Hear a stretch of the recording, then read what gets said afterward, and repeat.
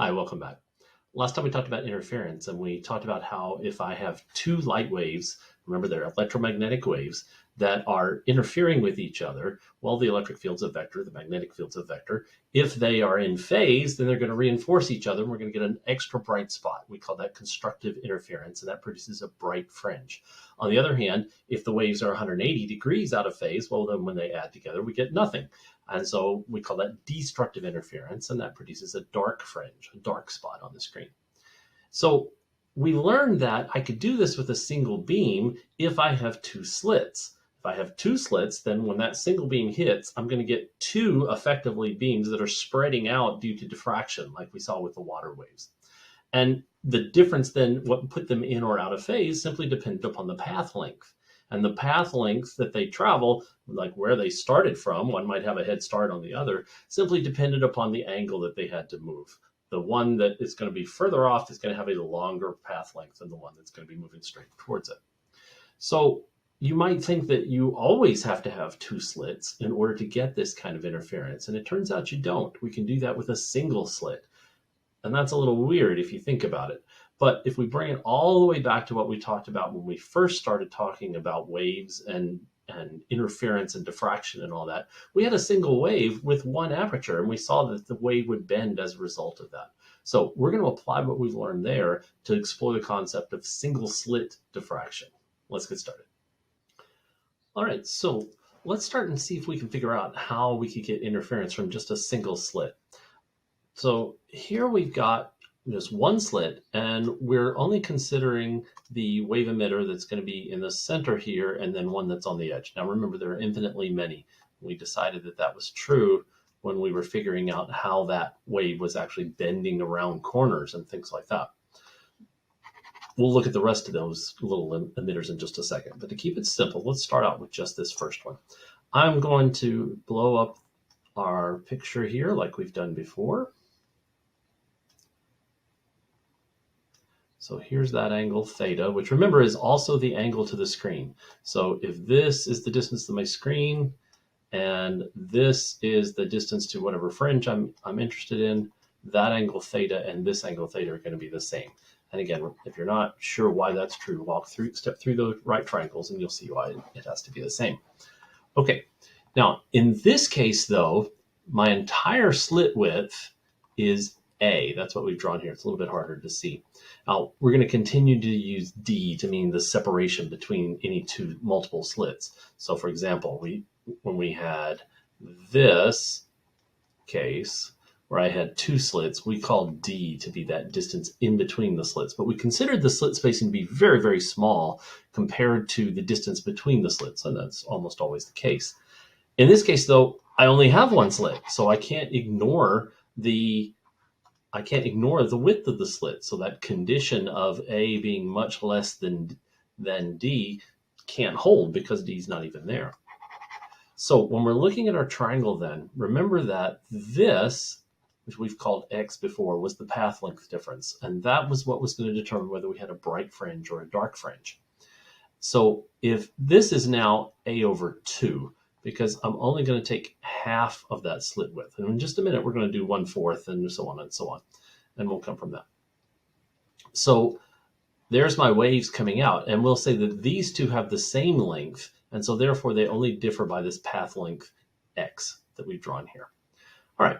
So we will still get destructive interference when that path difference is equal to 1/2 of a wavelength. You may say, well, why are we concerned about dark fringes right now? Haven't we always talked about bright fringes before? Well, as you're going to see, the pattern of a single slit diffraction is a little bit different, and it's actually easier to track the dark fringes than it is the bright fringes, and you'll see why as we get to that. So for now, let's just accept that we're going to explore what the dark fringes are. So what type of fringe are you going to see in the center of the screen, though? Right, it's going to be bright, just like always. You know, as these wave fronts combine here, they're always going to combine constructively right there in the center. So that's always going to be bright. So, but the wavefront is not only going forward, it's also bending around each corner in each direction. And we're only going to be interested in this top part here. We could get the same result for the bottom part here. So that's exactly what we saw when we had the surf break and we had the water that was hitting that aperture and then it would spread out as a result of that. So let's see if we can come up with an expression for this path length difference here, x, and let's see if we can come up with how that would be based on the geometry of this triangle. Don't overthink this, you've done it before. Yeah, don't just wait for me to give it to you. Make sure that you're actually thinking about this and you're going through it. Okay, well, I've got my right triangle here, and so x over my hypotenuse, which is going to be a over 2 this time, must be equal to sine theta, where theta is that angle there. And so that tells me then that my path difference x must be equal to a, that's an a, over 2 sine theta. Make sure that that makes sense to you, but I mean, this is just straight up trigonometry and right triangles. So the center of the fringe, drag this up where you can see this, the center of the fringe will extend out until the two wavelengths from the slit interfere destructively. So when they have a path difference of half a wavelength, and then they're exactly out of phase. But notice that that happens on both sides of this central maximum. So here's my dark fringe, and here's my other dark fringe that I have here. All right, so let's move this screen out of the way here.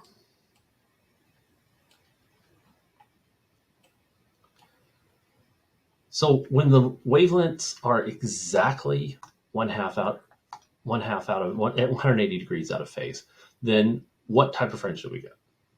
Well, it's going to be dark, right? So if they're out of phase, I'm going to be dark. And so at what angle then does that occur? Well, that's going to occur when that path difference is equal to 1/2 lambda. Well, we decided, though, that 1/2 lambda was equal to a over 2 sine theta because that's equal to x. Look back on your previous page and make sure that that makes sense to you. All right, and so therefore I can multiply out, get rid of the 1/2 here, and I get that lambda equals a sine theta. So when this condition is met, when my slit width, which is a, times the sine of the angle, remember being projected on the board, is equal to 1 wavelength, then I'm going to get destructive interference. Now, don't let that confuse you. Let's go back and make sure that we've got this. This is my path length difference. That's my path length difference. And we said it's half a wavelength, so that's going to be destructive interference. But because we were only starting with, and redraw my triangle here, if this was the slit width, the length of that hypotenuse was just going to be a over 2. So that's where that comes in. So the only thing that's different here is that my 1/2s have canceled out. Makes it look maybe a little familiar, but we'll get into where that comes from. All right, we want to think about the rest of these wavelets there. Remember, there are infinitely many wavelets that are coming into play here. So let's suppose we divide our slit into 4 parts, and I'm going to draw our triangle big again. So again, here's my path length difference. Here's theta, but now this is going to be the difference between the central maximum here and 1/4 the slit width. And so my hypotenuse is only going to be 1/4. Okay, so at what angle from the center does this dark fringe occur? You should be able to do this by now, so pause the video, make sure you can do this. We're going to be building on it. All right, well, it always occurs when that path length is some multiple of half a wavelength. So 1/2, 3/2, so on and so on. So let's work out what that path length is then. Then the sine of theta is going to be x. So sine theta, we'll do it here, is going to be equal to x over the hypotenuse, which is going to be a over 4. And so that tells me that x is going to be a over 4 times sine theta. Okay, so I'm going to go ahead and reduce this just a little bit. I'm going to multiply through by 4, and so I'm going to get 2 lambda is a sine theta. So this will also be a dark slit, a dark fringe. Keep in mind, the first one that we found up here was a dark fringe because that came from the two wave emitters that were halfway in between. So that would be between, sorry, get rid of that one. That would be between this one and this one. Now we're looking at halfway in between that. And I get another one that's now at this distance 2 lambda. Don't get confused about the fact that the 1/2 seems to be gone. It's not. We're still talking about half of a wavelength here. Put my page back where it needs to be. We're still talking about half of a wavelength here. So if I'm 1/2 of a wavelength out, well, then I must have destructive interference. All right, well, so we said that there are infinitely many of these, so I could go ahead and I could divide this into eighths. I could have eighths in between. And you should be able to keep going through this process. And what you're going to find, if I do all possible combinations, is that I'll get this expression. I'll get m, where m is some integer. Remember, I have 1, 2, you can expect there'll be a 3, 4, so on and so on, must equal a sine theta, where m again is 1, 2, 3, I'm sorry, 0, 1, 2, 3, or 4, and that will give me the locations of my dark fringes. Now, of course, I've got some on the other side as well. We're only going to work with 1/2 of it. Well, this is interesting. Go back through your notes and look up what we got for the double slit. What was the position of the bright fringes for the double slit?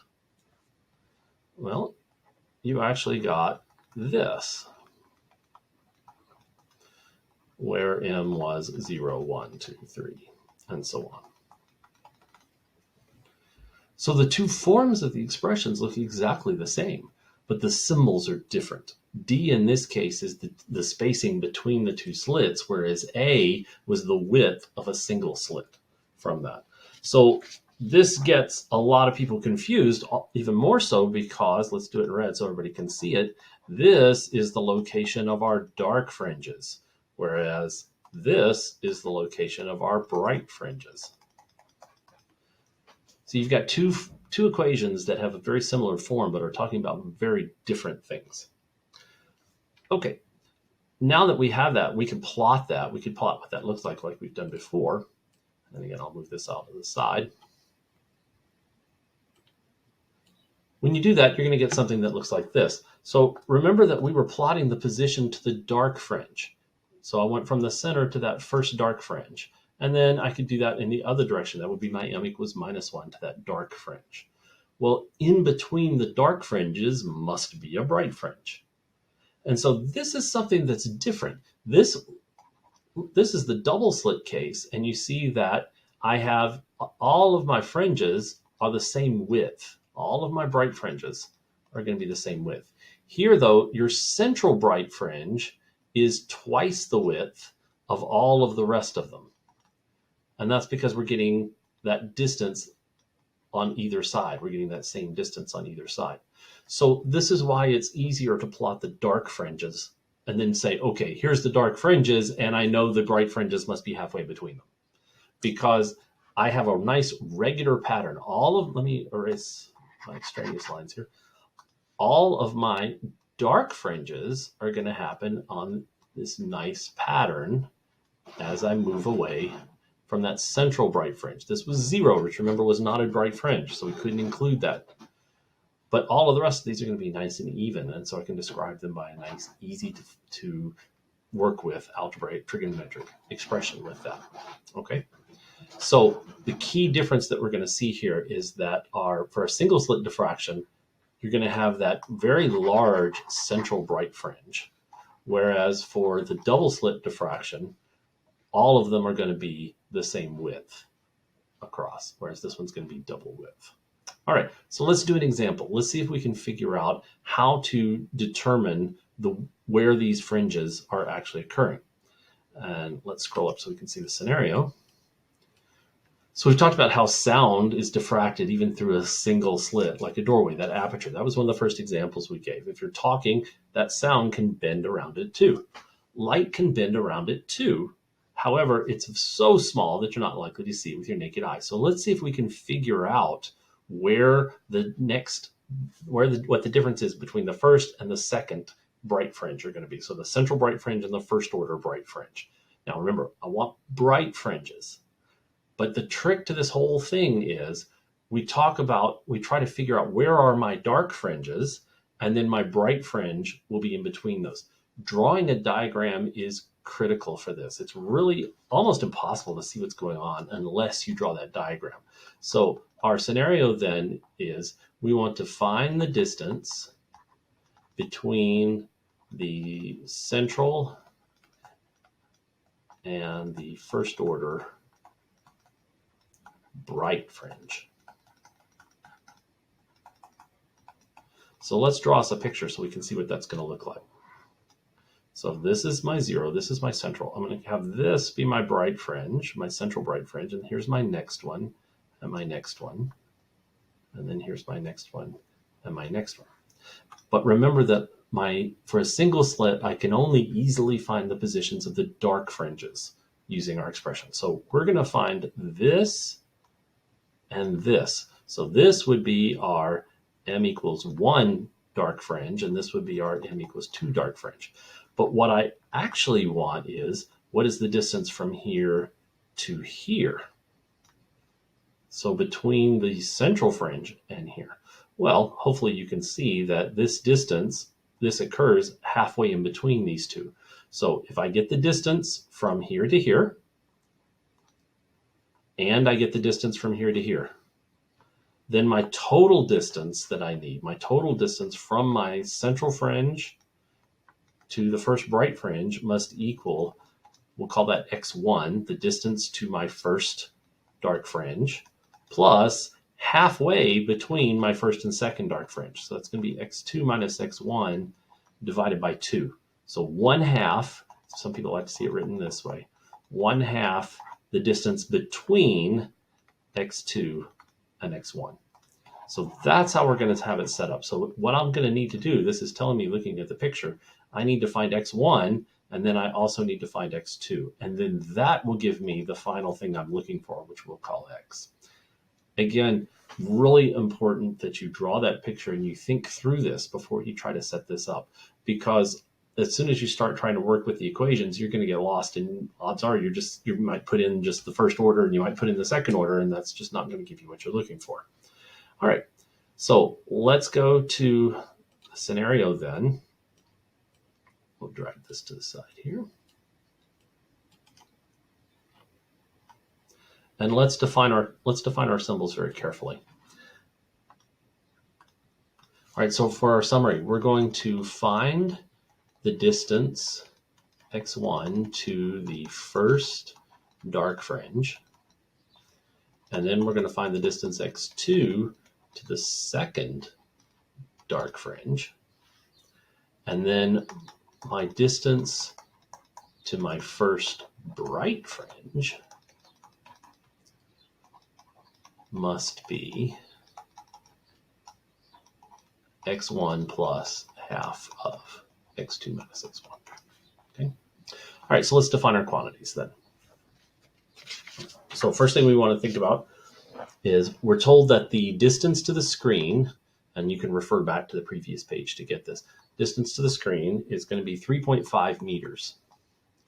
So that's my distance to my screen. And most of the time what we need that for is to get that angle theta.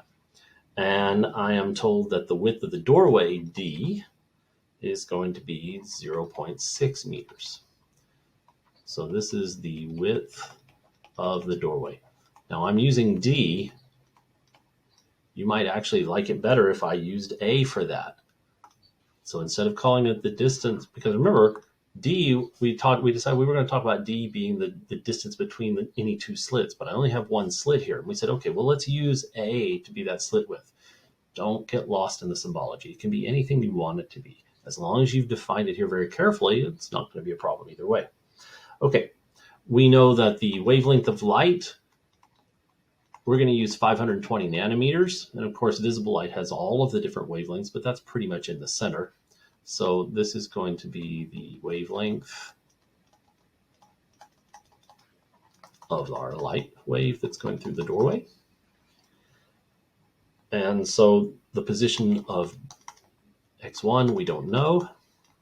That's our position of our first dark fringe. x2 we don't know. That's the position of our second dark fringe.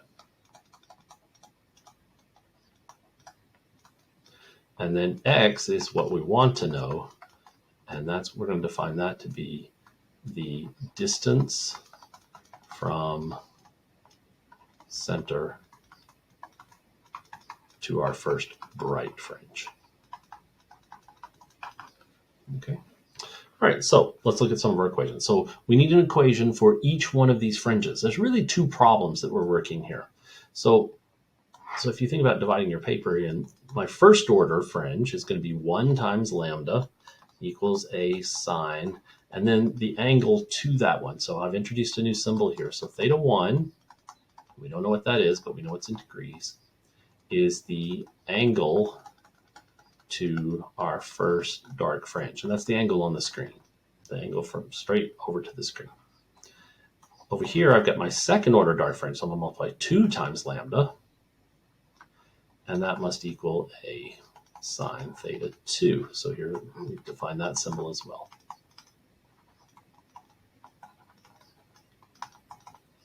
And so that equals the angle to my second dark fringe. The other thing we're going to need is we're going to need to figure out how to get that angle now, because we've added new symbols. We're going to need new equations. Well, that's what we've done before. We know that the inverse tangent, or we won't go ahead and solve for tangent. Tangent of theta 1 is going to equal x1 over d. Tangent of theta 2 is going to equal x2 over d. And then finally, we'll go ahead and include our final equation that we have. We've got 5 unknowns, so we need to have 5 equations. And so x equals x1 plus 1/2 x2 minus x1. So 1, 2, 3, 4, 5 unknowns, 5 equations, we're good to go. All right, so turn over to the next page to step 5, and let's drag this over where we've got some room to work. And let's go ahead and solve it then. So the first thing our plan says is we want to find the distance to our first dark fringe. So that's going to be that left side. So I've got 1 times lambda is equal to a sine theta 1. Now, in this case, there's no way I can calculate theta 1 ahead of time. I don't know what that is because I'm looking for that distance. So what I'm going to do is I'm going to take my tangent theta 1 is equal to x1 over d. And I'm going to solve this for theta 1. So theta 1 then is equal to the inverse tangent of x1 over d. And I'm going to take that and I'm going to plug it back in over here. So I get lambda is a sine of the inverse tangent of x1 over d. So I'm never actually going to find the angle because I don't care. I only care about my actual distance from there. Okay, so remember my goal was to get x1. So I'm going to need to get that x1 by itself. And I'm going to move my a over here just because that's going to mean I can take the inverse sine of sine. So I'll have sine of tangent minus 1 x1 over d. Now I'll take the inverse sine of both sides. So I get inverse sine lambda a is going to be equal to tangent inverse of x1 over d. Just like that. So the inverse sine of sine made that go away. Okay, so the next thing that I want to do here then is I want to take the tangent of both sides so I can get rid of this inverse tangent. Remember, I'm trying to solve for this x1. So I'm going to, and this is fine. I can keep piling stuff over here on the left-hand side. I need to get that x1 by itself. So I'm going to take the tangent of this so that I can get rid of the inverse tangent. So I get tangent of inverse tangent, lambda over a. Tangent inverse goes away, and I'm left with x1 over d. And so finally, I'm almost there. I can multiply through by d, and I get d times the tangent of the inverse sine of lambda over a is equal to x1. And so that's my expression. And I'm missing a parenthesis here, so let's go ahead and put those in there. There we go.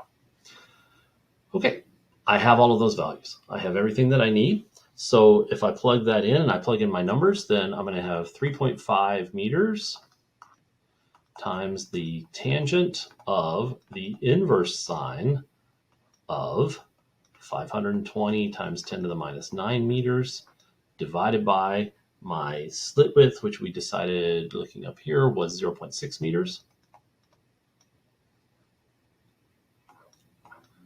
And that's going to be equal to x1. And what we find then, if you go through all the math and you do all this, then you should get 3.03 times 10 to the minus 6 meters, or a little over 3 microns. So that's our x1 value. We'll go ahead and copy that down up here because we're going to need that. So that's 3.03 times 10 to the minus 6 meters. All right, that's part one. Part two then is we need to find that distance to the second dark fringe, because remember, I'm going to use this expression to get the answer for what the question actually wants. I'm leaving everything up here because pretty much everything is the same. All I need to do is change my ones into twos. So let's do that. So I'm just going to try to gently erase all of the ones.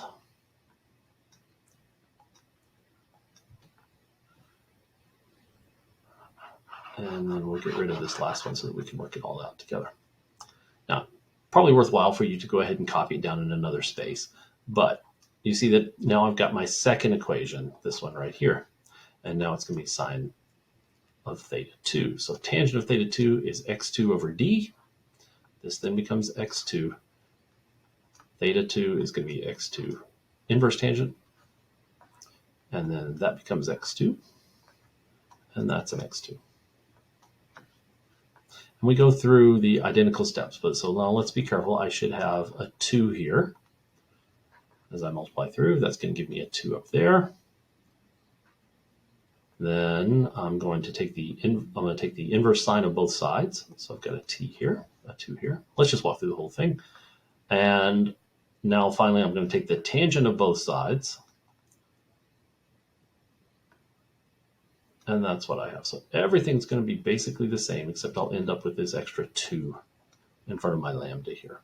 So let's make sure that you follow that. We had 2 lambda is a sine theta 2 because we wanted to find the distance to the second dark fringe.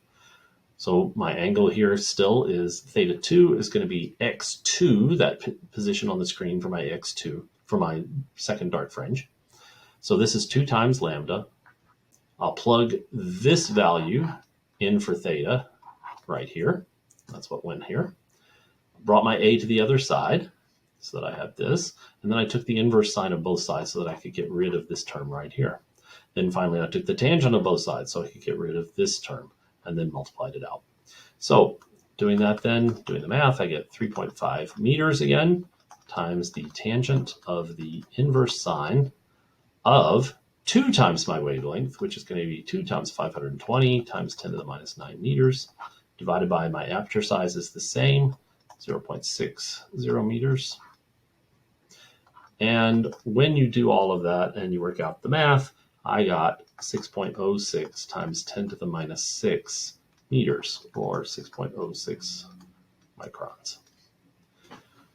Work through that yourself and make sure that you're getting the same answer before you go any further. Pause the video, follow along, punch it into your calculator, convince yourself that you're going to get the same answer before we start manipulating these two. All right, so we found this, e to the minus 6 meters. All right, so now we're ready for our final step. Our final step was we wanted x was going to be x1 plus half the distance between x2 and x1. And so that's equal to 3.03 times 10 to the minus 6 meters plus 1/2 6.06 times 10 to the minus 6 minus 3.03 times 10 to the minus 6, which in this case works out to be 3.03 again. And so when you do combine all those together, you get that x is 4.5 microns, 4.5 times 10 to the minus 6. And remember, this is what's projected on a screen. This is not, some right next to the laser or anything like this. This is what would be projected due to being at the aperture. So the whole thing is only getting diffracted less than a micron. And so while light is getting bent, that maximum is appearing over there. It's only 6 millionths of a meter, or 4 millionths, 4.5 millionths of a meter away from that central maximum. And so obviously there's no way you're ever going to be able to distinguish that. So I can look through the door, and there is in fact a fringe, just a little bit tiny over there, but it's not something that you're going to separate from that central maximum. So here's an interesting exercise for yourself. Prove it for sound. Let's suppose that the sound wave is about half a meter. Everything that you've done here applies. Go back through, change lambda now to 0.5 meters instead of 520 nanometers. And what you're going to find is that central maximum, that bright spot that loud spot that you can hear, is actually quite a ways around the door. And so you're able to hear around the door, even though you can't see around the door. Okay, so we've covered a lot of things that, while mathematically are not terribly difficult, it can be a little conceptually hard to see because we're kind of thinking backwards. We're saying, okay, I want to find the bright fringe. So to do that, I have to find the dark fringe. That's normal when I'm working with the single-slit diffraction case. Anytime that you're working with single-slit diffraction, you're going to want to be thinking about finding the dark fringe, which means you had better draw that picture or you really almost have no chance of getting the right answer. So with regular double slit diffraction, it was very straightforward. I'm finding if I want the bright fringe, then I find where that bright fringe is. If I want the dark fringe, it's going to be half a wavelength in between. With the single slit, we have to be a little bit more clever. So as long as you're keeping the two cases in mind, you'll be fine. But single slit diffraction is actually very common. I mean, you think about it, we just did it with a doorway. So it's not a rare case, and it is something that you're going to have to keep in mind when you're trying to solve these types of problems. We'll see you next time.